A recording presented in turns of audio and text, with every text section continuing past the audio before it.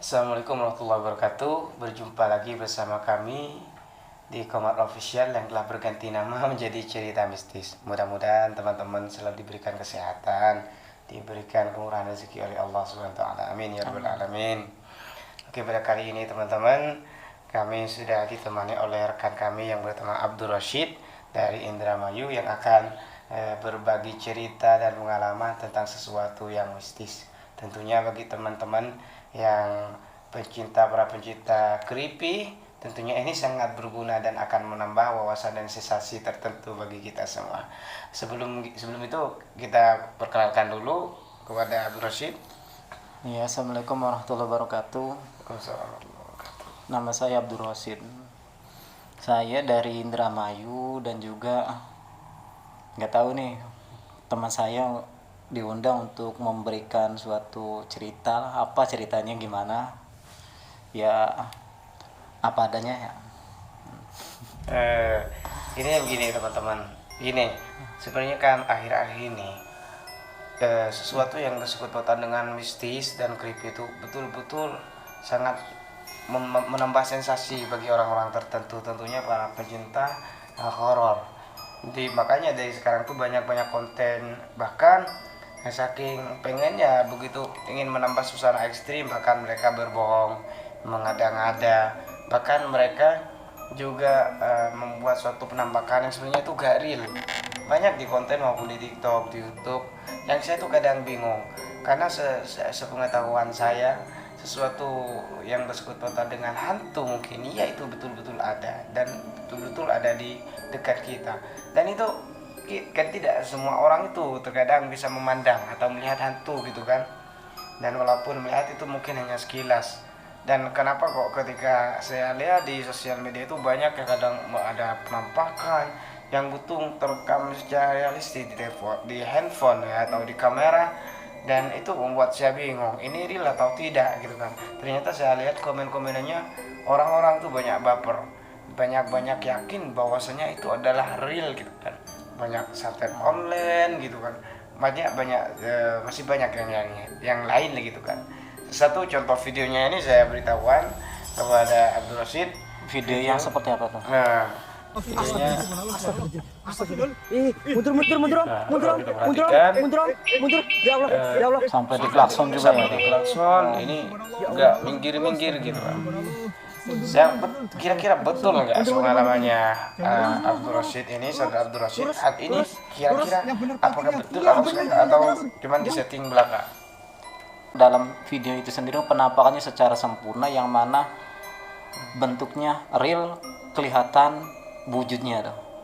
Sedangkan kalau asli setan itu sendiri itu kan makhluk gaib tuh, nggak punya jasad. Iya benar.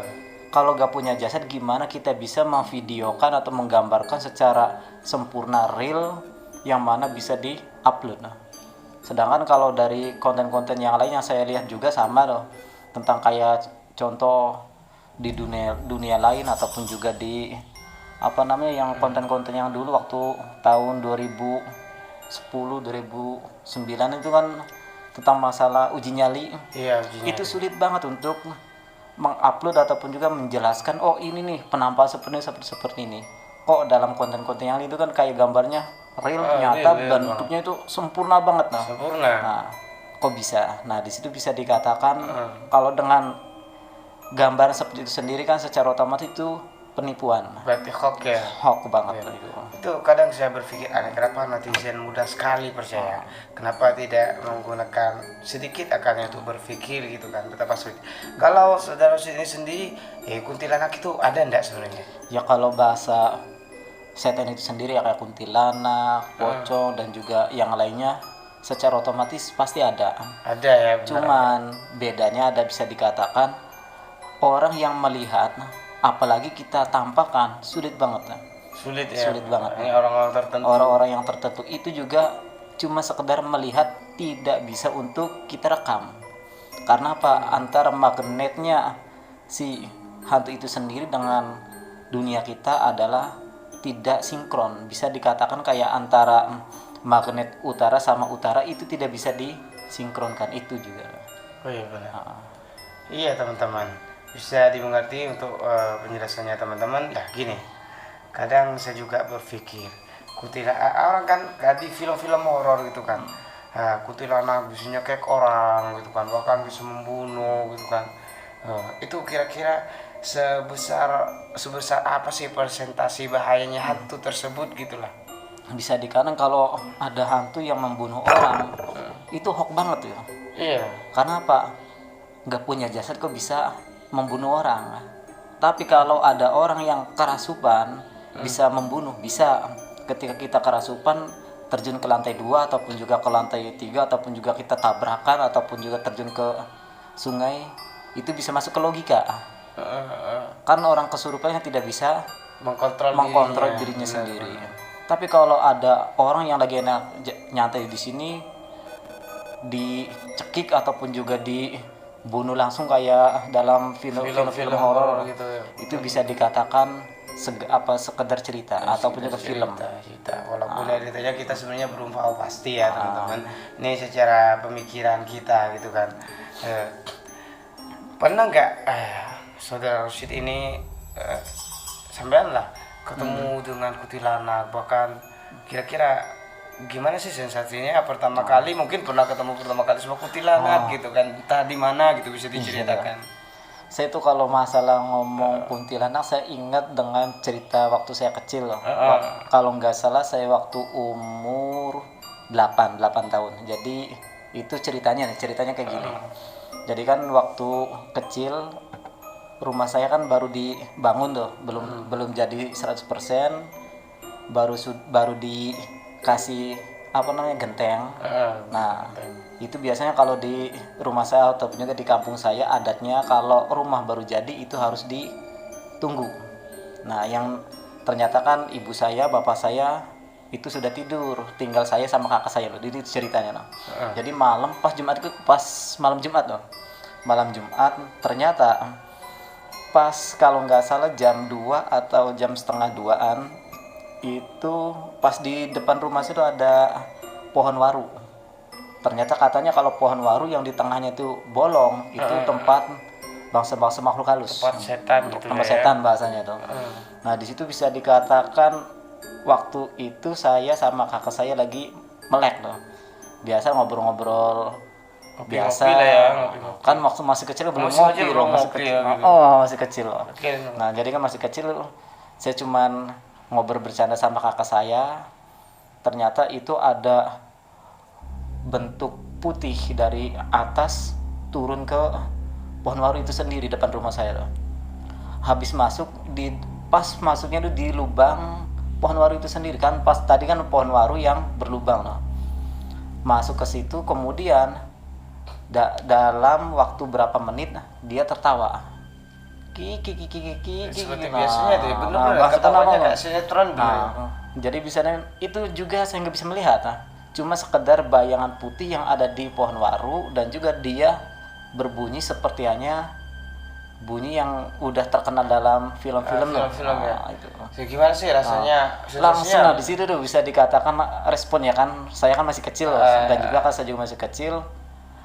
Mendengar suara itu waktu pertama kali masih penasaran suara dari mana, saya ngobrol sama kakak saya nyari-nyari, ternyata bunyi yang kedua itu saya selusuri ternyata di pohon waru itu sendiri. Seketika itu saya langsung lari ke rumah tetangga saya loh, karena di rumah saya masih belum dihuni dan juga belum dikasih lawang loh, kasih pintu kasih pintu. Dimulai saya kan karena di rumah saya itu udah tidur semua ataupun ibu bapak saya udah tidur, jadi saya seketika itu langsung lari ke rumah tetangga dan juga saya geduk-geduk pintu loh. Jadi langsung geduk-geduk pintu, pas dibuka langsung masuk ke dalam, ditanya sama keluarga tetangganya loh, kenapa enggak saya pengen tidur di sini. Langsung di situ pertama kali saya mendengar ataupun juga melihat penampakan kuntilanak yang mana tidak berwujud secara sempurna, cuman ada bayangan putih dan juga mendengarkan bersuara dengan suara kayak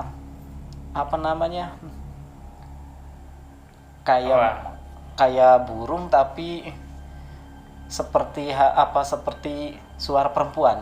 Jadi suaranya ki ki ki ki ki ki ki ki ki ki. Apa ya, agak remang-remang gitu. Agak remang-remang kayak gitu tuh. Itu yang pertama kali saya melihat ataupun juga mengetahui tentang masalah kuntilanak itu sendiri. Oke. Ini teman-teman, ini kita nge-recordnya kira-kira jam berapa sekarang? Jam 11 ya malam ya. Jam hampir menyentuh jam 12, dan ini pun saya mendengar cerita-cerita ini agak merinding ya teman-teman. Karena kenapa? Sedikit saya cerita. Barusan kami sebelum nge-record ini mengalami suatu kejanggalan ya, betul ya. Bener banget tadi. Menemui sesuatu yang janggal. Karena kenapa? Tiba-tiba ketika nge-record ini baru santai itu dari teknis atau mungkin dari apa ya, kita kurang tahu juga ya. Tapi ini benar-benar nggak biasa. Langsung nah, kenapa? mati sendiri. Handphone saya gitu kan, handphone yang digunakan untuk nge-record kamera gitu kan, itu tiba-tiba mati semua. Mati semua, dihidupin, mati lagi, dihidupin, mati lagi. Barusan beberapa menit gitu kan. Dan juga tiba-tiba suasana menjadi agak panas ya, agak panas juga.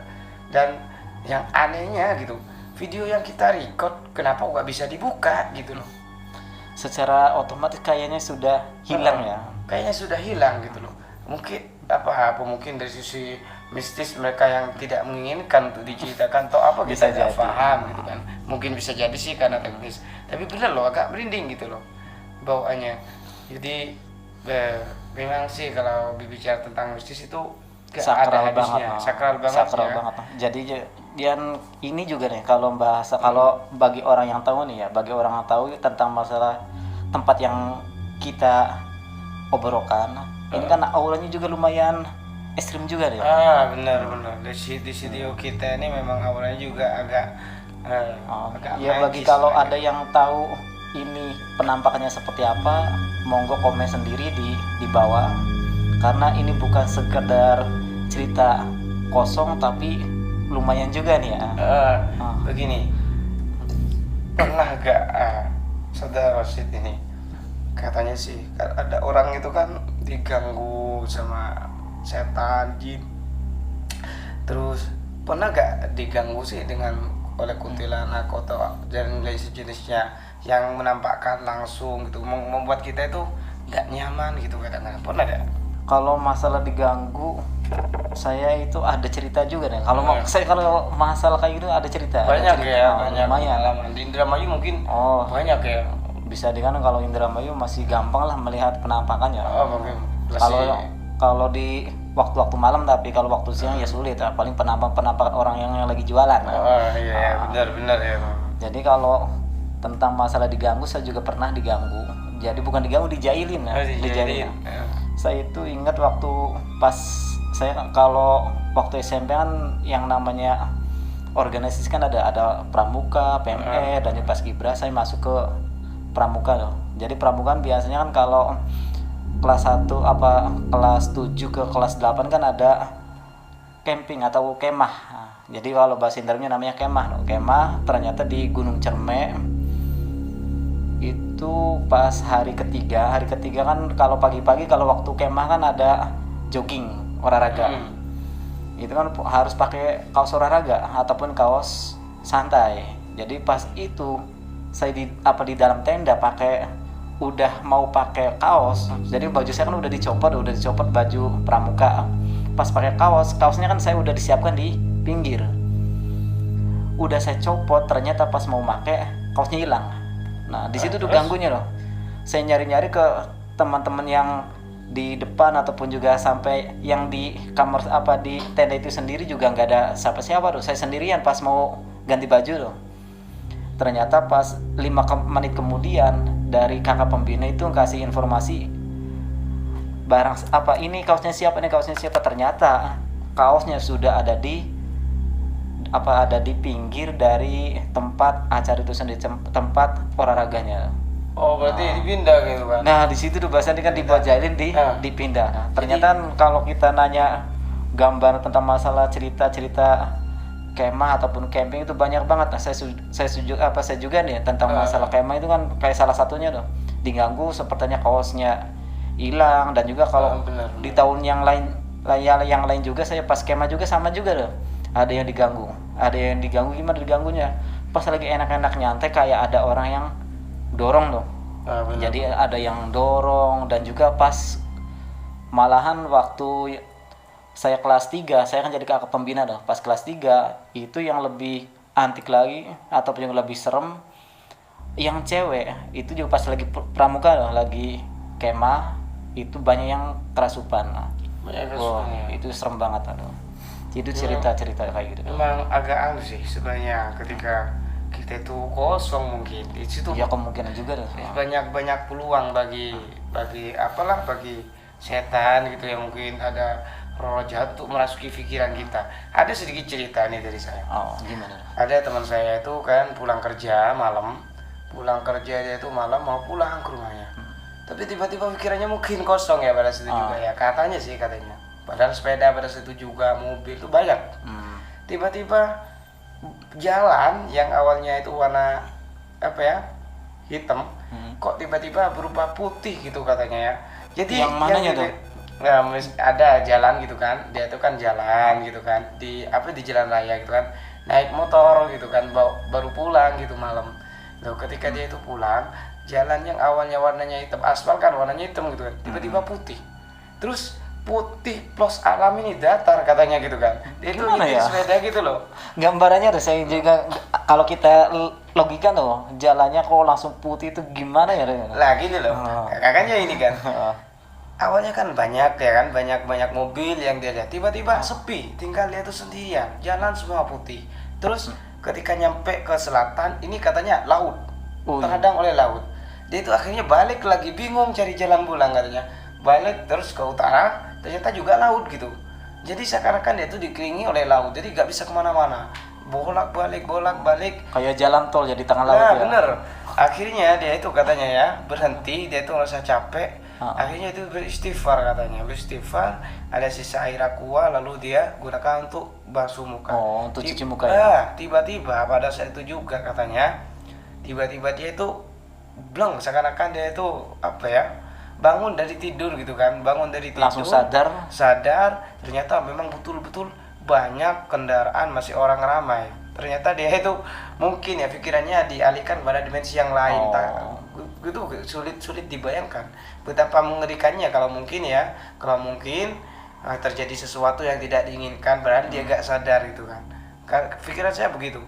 Bagaimana mungkin kalau dia itu pada saat keadaan itu nabrak atau kan, bisa jadi gitu kan. Itu sebenarnya gimana sih prosesnya kenapa kok bisa sedemikian gitu kan? Kalau itu saya juga ingat dari temen, kadang juga saya juga ingat dari guru saya sendiri juga. Itu tentang masalah doa ya. Jadi bisa dikatakan kalau ingin selamat ataupun juga dijauhi dari godaan-godaan yang makhluk-makhluk halus, yang baik, bisa dikatakan yang di jalan ataupun juga di mana. Tapi kalau yang di jalan itu kan disunahkan untuk berdoa. Ya kan? Nah, di situ gunanya kenapa kok disuruh untuk berdoa? Minimalnya membaca bismillahirrahmanirrahim biar selamat. Orang yang berdoa, ini kan kata guru saya sendiri ya, yang namanya doa itu akan terselamatkan. Bener, kata bisa dikatakan dari saudara saya sendiri juga yang lumayan tahu tentang masa dunia mistis, itu mengatakan orang yang berdoa itu auranya putih, ada yang menjaga. Jadi bisa dikatakan makhluk halus gak mau menggoda dengan orang yang berdoa. Kenapa kok gak mau mendekati? Karena di situ ada halangan yang mana cahaya yang selalu menjaga orang tersebut. Jadi kalau ingin berkendara ataupun juga mau bepergian, berdoalah minimalnya membaca bismillahirrahmanirrahim. Disitulah manfaatnya. Dan juga yang sering terjadi juga, kenapa kok orang tersebut itu bisa bisa masuk ke dimensi yang lain ataupun yang lainnya, itu biasanya kadang-kadang itu karena otaknya itu kosong. Pasti itu kalau otaknya kosong akan sesuatu yang masuk, karena bangsa jin ataupun juga setan itu sendiri bisa masuk ke raganya seseorang itu dalam keadaan kosong. Bener nggak? Iya. Nah, jadi bisa dikatakan kalau otak kita itu selalu aktif ataupun juga kita selalu berpikir, apalagi orang yang banyak utangnya dong. Orang yang banyak utangnya, banyak pikirannya, itu nggak ada orang yang banyak utangnya kemasukan setan. Kesurupan nggak ada. Walaupun kesurupan mungkin disetting ya kesurupannya. Jadi bisa dikatakan kalau orang yang otaknya selalu berpikir ataupun juga berpikir dan juga selalu aktif, itu bisa dikatakan jauh dari gangguan setan. Gangguan gaib ya. Gangguan gaib itu. Jadi teman-teman perbanyaklah doa biar tidak diganggu oleh sesuatu yang astral lah gitu istilahnya. Yang banyak berpikir juga berzikir. Biar kita selalu dijaga oleh Allah Subhanahu wa taala. Jadi memang sebenarnya tidak bisa diremehkan ya permasalahan dengan gaib ini betul-betul tidak bisa disepelekan. Karena kenapa? Terkadang sesuatu yang kita sepelekan itu dampaknya sangat fatal bagi kita. Benar banget. Ya, terus gini kan, kalau kayaknya itu kan kuntilanak gitu kan, kita kembali lagi kepada yang tadi itu kuntilanak. Sepengetahuan saya sih belum pernah melihat tuh kuntilanak secara real. Tapi kalau ketawa-ketawa itu juga sering lah. Kalau suara-suara ya, suara-suara sering. Dan itu pun kadang saya kan berpikir positif. Pernah satu saat saya itu tidur gitu kan, masih pertama kan rumahnya saya di gunung gitu kan. Tiba-tiba malam itu kayak ada sosok perempuan gitu nangis di balik tembok gitu. Ya kayak cewek gitulah. Ya cewek nangis dan bisa sih paling merinding kalau dengar cewek nangis gitu tengah malam gitu kan. Kalau cewek di kampus ya mungkin ya kalau ada yang nangis mungkin wah kita deketin gitu kan, kita ayomin. Tapi kalau di tengah malam wah merinding banget, gak berani banget gitu kan, mau keluar takut. Tapi kita penasaran gitu kan. Seandainya kalau kita samperin, apakah akan berwujud ya gitu kan? Kan pikirnya kayak gitu saya. Bahkan saya kan pikiran saya kadang aneh-aneh, visual yang saya dapatkan itu aneh-aneh. Kayak jangan-jangan ketika saya nyamperin ini, jangan-jangan langsung melotot ke saya gitu kan, jangan-jangan langsung nyokek, jangan-jangan langsung wajahnya begini begitu. Sebenarnya wajah kuntilanak itu kan banyak ya di film-film sinetron. Macam-macam ekstrim gitu kan.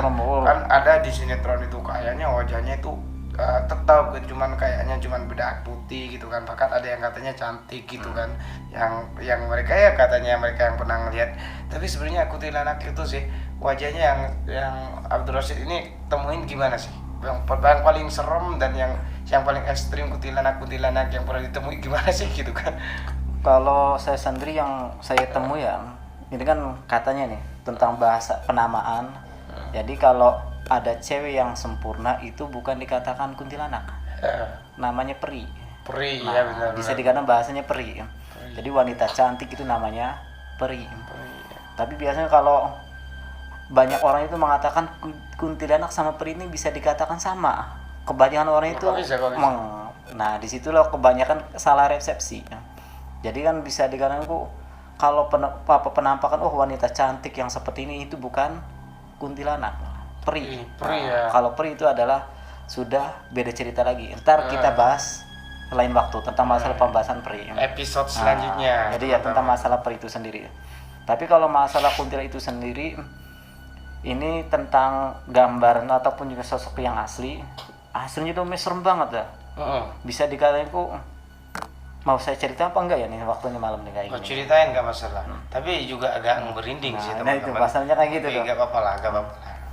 Jadi tentang masalah gambaran kuntilanak itu sendiri, kalau gambar aslinya itu bisa dikatakan kayak film horor yang penyabut nyawa loh. Yang yang bule-bule di Eropa yang matanya lumayan. Oh iya. Tahu nggak? Yang pakaiannya biasa pakai jubah hitam loh. Oh iya. Itu gambarnya mirip seperti itu loh. Jadi matanya adalah dalam dan juga seperti halnya kayak tadi loh. Paham kan ya? Yang kedok yang film horornya pakai baju hitam loh. Itu kalau matanya seperti itu dan juga hidungnya juga dalam ya. Nah, hidungnya jadi, dalam kayak tulang lah gitu kan. Kayak hidung yang gak punya hidung loh. Ini kan hidungan keluar loh. Sedangkan ini bukan daging ya. Bukan tulang ini kan ya.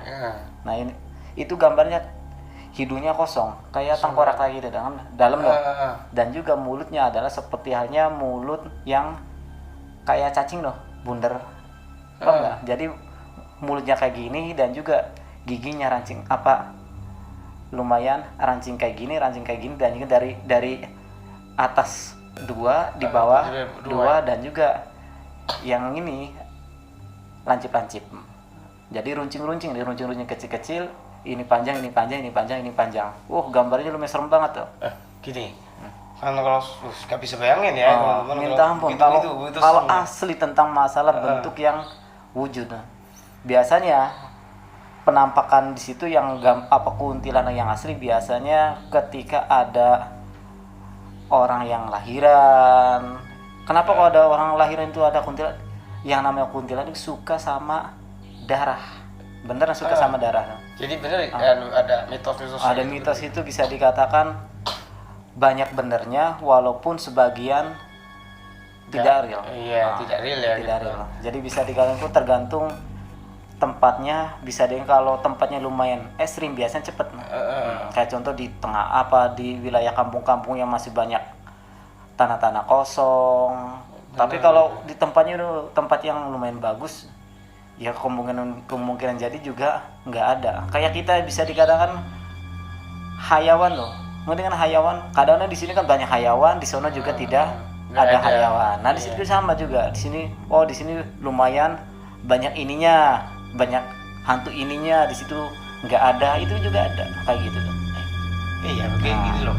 Bisa kan kita kadang kan gitu kan kalau kita sendiri kadang kan malam nggak tidur gitu kan, maksudnya kadang kita mau tidur tapi nggak bisa tidur gitu kan, terkadang pikiran kita kan kemana-mana gitu kan.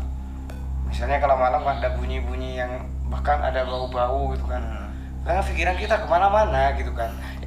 Sebenarnya sih tanda-tanda kalau astral itu mungkin mendekati kita atau sosok apalah, utamanya yang kita bahas kuntilanak.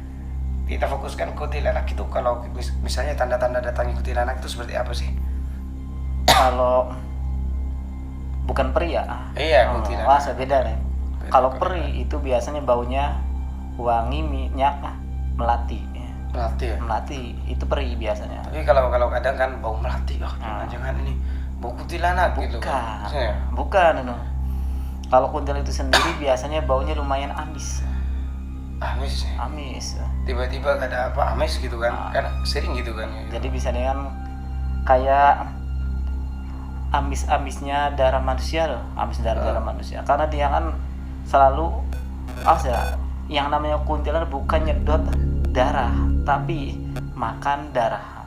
Kayak contoh biasanya kalau yang di kampung-kampung biasanya penampakan seperti itu, kayak ada kambing lahiran, ataupun juga ada babi yang lahiran. Secara logika kok ada kambing ataupun juga babi yang lahiran, di situ kan banyak darah yang keluar. Tapi ketika pagi bersih, kemana darahnya? Apakah kambing makan darah? Bukan, enggak kan? Enggak gitu. Nah, secara itu yang makan adalah bangsa-bangsa kayak gitu, atau juga yang berlebih yang tadi sampean utarakan kuntilanak itu sendiri, salah satunya tuh. Jadi dan juga kalau pengen tahu mulutnya tuh, kuntilanak bisa dikatakan mulutnya seperti halnya hayawan yang mulutnya panjang tuh. Gajah. Bukan, lalat. Lalat. Di lalat kan mulutnya kan kalau pas mau makan itu langsung panjang tuh. Nah, dan juga langsung kayak lalat tuh, tol di situ nyedot. Jadi nyedot membersihkan. Tapi memang kalau memang ada kayak kambing lahiran pas tengah malam gitu kan ya, pas tengah malam sama apalah tuh hewan-hewan itu memang maksudnya agak beda sih, memang agak bikin ngeri lah gitu kan. Tapi pikiran saya kan gak aneh-aneh gitu kan, mungkin darahnya keserap ke tanah gitulah yang saya pikirkan. Iya, kebanyakan kan gitu loh. Saya belum tahu bahwasanya darah tersebut dimakan bangsa astral gitu. Sebenarnya memang sih yang sering merasuki itu kan kadang-kadang itu memang agak lain memang sering kuntilanak yang masuki. Mungkin pernah saya tuh pengalaman pas masih sekolah gitu, pas SMA, saya tuh ngobrol-ngobrol sama teman-teman gitu kan, lagi belajar bareng. Tiba-tiba teman saya yang cewek gitu tiba-tiba melotot ke saya.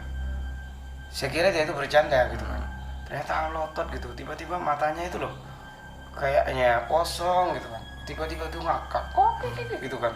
Wah, saya pada situ juga agak takut lah ya kan, gimana ini gitu kan caranya. Ternyata yang masuk ternyata kuntilanak gitu kan. Jadi agak mending sebenarnya sih gitu kan, apalagi kita ini teman-teman podcastnya ini malam ya, gak ngeri sih daripada tadi yang telah banyak kejanggalan yang dialami juga prosesnya.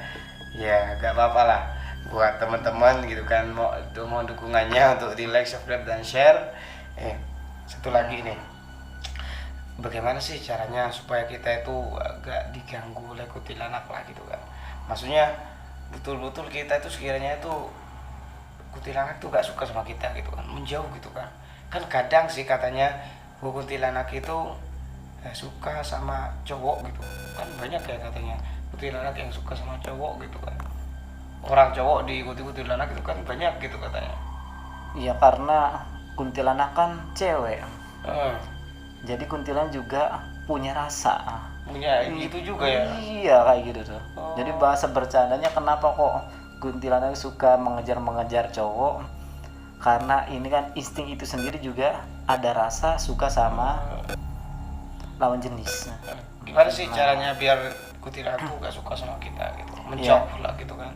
Ya bisa dikatakan kalau bangsa kita itu ya bukan kuntilanak aja ya. Jadi semua tentang masalah makhluk halus ataupun juga kalau bahasa mudahnya itu hantu lah ya, bisa dikatakan itu untuk kita menjauhi, lebih kita kuatkan lagi lah masalah iman kita ataupun juga ibadah kita. Jadi kalau kita orang Islam kan untuk sholat 5 waktu kita perbaiki lagi. Jadi kita perbaiki lagi sholat 5 waktu, dan juga bukan sholat 5 waktu itu sebagai tuntutan, tapi adalah suatu kita mendekatkan diri kepada Allah. Kebanyakan orang kan sholat, tapi kok banyak yang digoda ataupun yang lain, karena kebanyakan orang yang sholat itu sebagai kewajiban, tuntutan. Yang namanya kewajiban tuntutan. Makanya katanya kalau orang sholat tuh kan biasanya gak diganggu sama jin. Terkadang loh kita kalau bangun malam mau tahajud, mau zikiran, kenapa kok kita masih takut gitu kan? Gitu kan, takut lah, wah jangan-jangan di belakang saya ada yang wah ya itu pikir kadang kayak gitu loh. Dan juga pernah saya itu ditantang sama salah satu saudara yang mengatakan, saya juga pernah, bukan pernah, saya sering juga mengatakan saya itu takut kalau sendirian ke WC ataupun juga jalan-jalan ke tempat-tempat angker ataupun juga melewati kuburan, itu kan ekstrim banget, serem banget. Saya ngomong, saya itu kalau mau ngelewati kuburan itu saya takut. Langsung dimarahin sama saudara saya, ngomongnya kayak gini nih, kamu kok lebih takut sama hantu daripada kamu takut sama Allah, sama Tuhan kamu.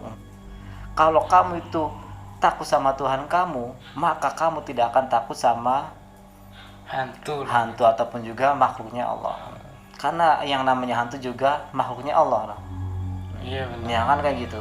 Ini masalah keyakinan nih. Kayak masalah keyakinan. Jadi kalau orang itu benar-benar sudah dekat kepada Allah, benar-benar kita itu ibadahnya benar bukan karena tuntutan, tapi karena kita itu ingin mendekatkan kepada Allah, maka bisa dikatakan orang tersebut dijauhi dari bangsa makhluk astral itu sendiri.